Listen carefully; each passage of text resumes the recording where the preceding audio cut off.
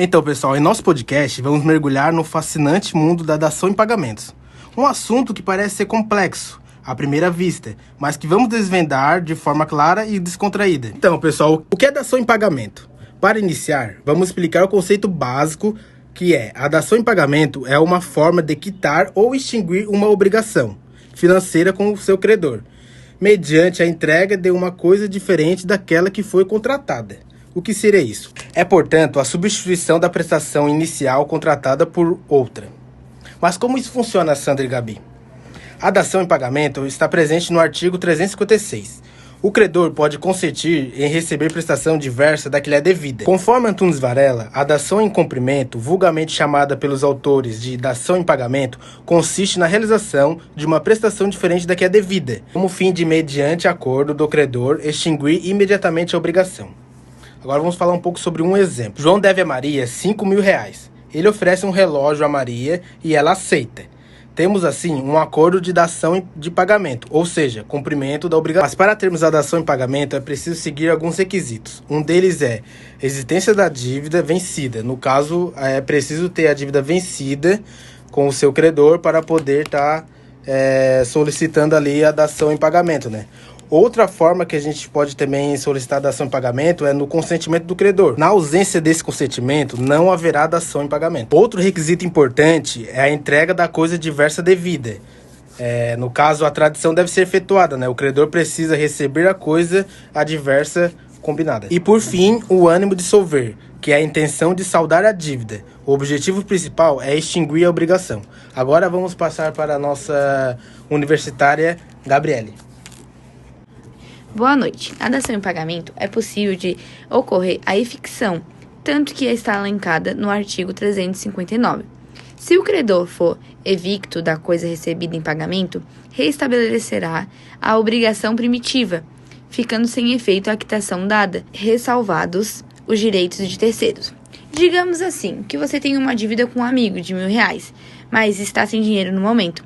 Em vez de pagar em dinheiro, você oferece um objeto de valor equivalente, como um smartphone novo, uma televisão, formalizando assim um contrato de dação em pagamento.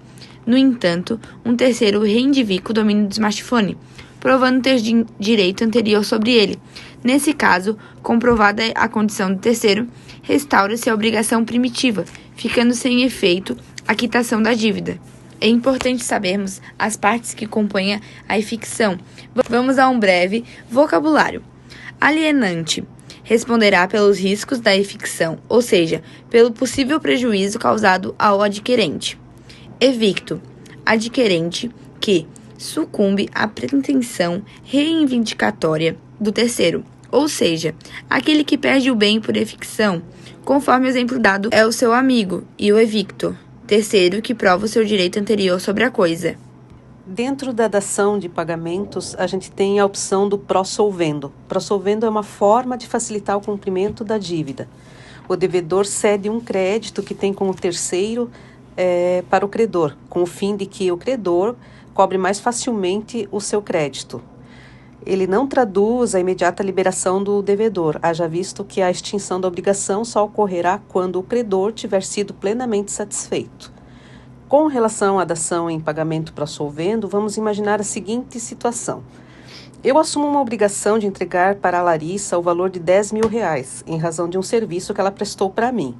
Nessa situação, eu figuro como devedora da Larissa e ela como minha credora. Acontece que em outra relação obrigacional eu sou credora de um carro, avaliado em R$10.000 do Fábio. Logo, nessa outra relação obrigacional, eu sou credora do Fábio e ele é meu devedor. Para quitar a minha dívida com a Larissa, eu posso oferecer a ela este crédito que eu tenho com o Fábio, ou seja, posso ceder o veículo que eu tenho a receber para quitar a dívida que eu tenho com ela. Dessa forma, como estaremos modificando o objeto da obrigação, e desde que observado todos os requisitos, podemos ter uma dação em pagamento. Muito bem, meninas. Agora que a gente já entendeu um pouco sobre como é o conceito de dação em pagamentos, vamos falar quais são as vantagens e as desvantagens desse tipo de transação. Uma das principais vantagens é a flexibilidade que a dação em pagamentos oferece, permitindo que as partes negociem uma solução alternativa para o pagamento da dívida. Além disso, pode ser uma opção interessante quando o devedor não possui dinheiro suficiente para quitar a dívida. Uma das desvantagens é que pode haver uma diferença de valor entre o bem oferecido e o valor da dívida. Exemplo, devo R$1.000 e vou entregar um celular no valor de R$1.200 para quitar a obrigação. Agora que já vimos alguns exemplos de casos que ilustram como a dação em pagamento tem sido aplicada em diferentes situações, outro exemplo é o caso de dação em pagamento em casos de falência de empresa, em que os credores podem aceitar bens da empresa falida como forma de receber parte ou totalidade da dívida. Então, pessoal, infelizmente nosso tempo está acabando. Mas antes de encerrar, Sandra, você tem mais alguma coisa para agregar no nosso podcast? Com certeza. É importante lembrar que a dação em pagamentos é uma alternativa válida para a quitação de dívidas. É comum vermos devedores escondendo bens para não terem que quitar suas dívidas. Então, na dação de pagamento vale lembrar que enquanto credor, é melhor um pássaro na mão do que um bando voando. Ademais, se um devedor se propõe a pagar de outra forma, ele está demonstrando que tem interesse de honrar a dívida o quanto antes. No entanto, é essencial buscar orientação jurídica para garantir que todos os aspectos legais sejam devidamente considerados.